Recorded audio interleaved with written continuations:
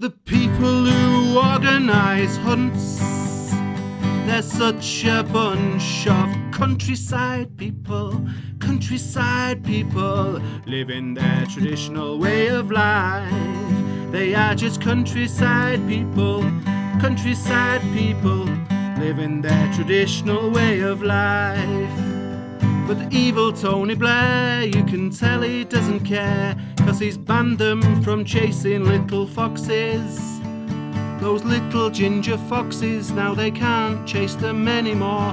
What or who or what will they find to replace, to chase? Oh, the people who organise hunts, they're such a bunch of countryside people,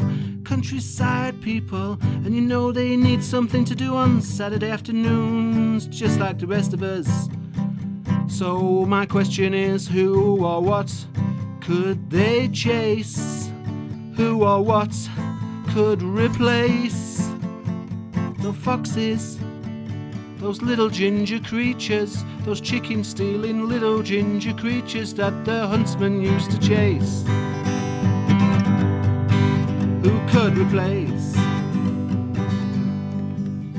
Well, I was thinking about this the other day, and it came to me almost straight away that certain people in our community, they love nothing better than being chased, usually by a police helicopter and a number of cars, thus taking up valuable police time, which could be easily spent eating donuts and doing the crossword instead. And who are these people of whom I speak? I think you know, it's the Twoccers. The Twoccers, those little Twoccers, and the people who like to twock cars. They love to be chased, and they're a bit more resourceful than ginger foxes. It could even up the whole situation. Can you imagine a group of upper-class people on horses with their red jackets and their little trumpets going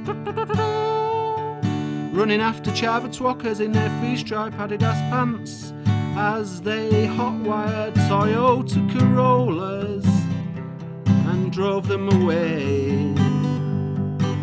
It would be an interesting day for everyone concerned. It could become the next spectator sports. And the people who organise hunts, then they'd be up against a tougher set of countryside people.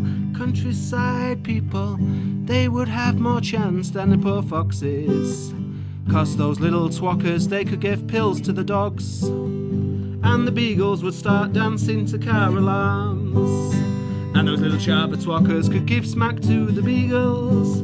Then you'd get a whole generation of smack-addicted beagles. Maybe they would turn to crime, canine crime.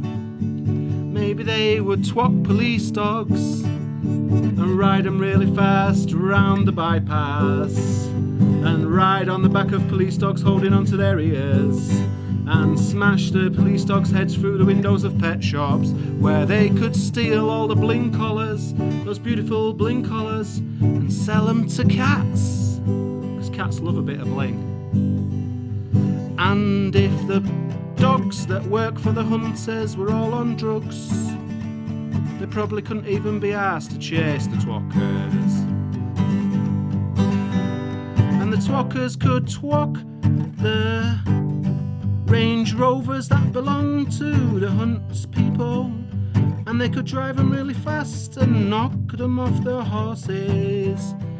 If you ask me, it would be much more exciting, at least when it was on the news and that, or even on Look North, which is a regional news programme in the north. And the people who organise hunts, They're such a lovely bunch of countryside people living their traditional way of life. They are countryside people living their traditional way of life. They are just countryside people living their traditional way of life. They are just countryside people living their traditional way of life.